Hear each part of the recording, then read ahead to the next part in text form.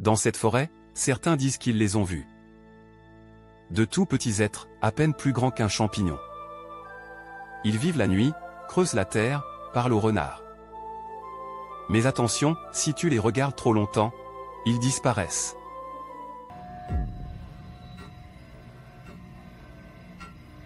Il était une époque où les forêts parlaient, et les pierres elles-mêmes portaient mémoire des champs oubliés.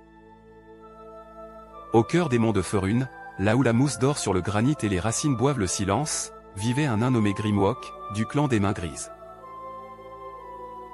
Grimwalk était un arpenteur de sous-bois, un guetteur de lichens, un chercheur de gemmes que les arbres offraient en secret à qui savait les écouter.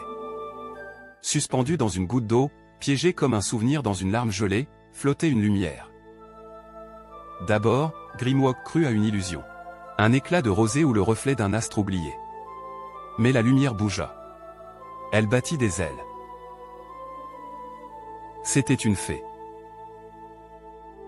Grimwalk, le pas lourd et l'âme scellée sous des couches de roches et de solitude, tenait sa hache comme il portait son nom, avec gravité.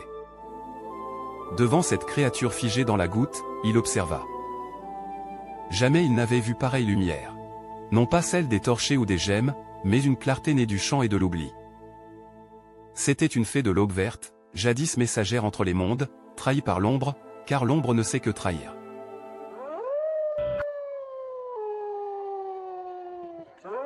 Les jours glissaient comme la pluie sur l'écorce.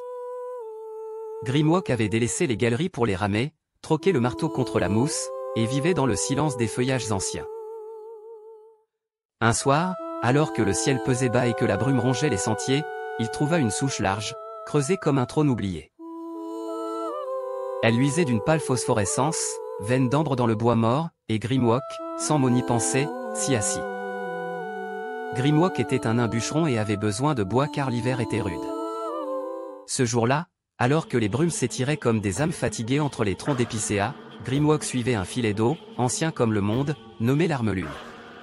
Ce ruisseau chantait une mélodie que seuls les cœurs silencieux pouvaient entendre. Tout d'abord il ne la vit pas mais entendit sa frêle voix qui le mettait en garde afin qu'il ne fende pas le bois de la souche.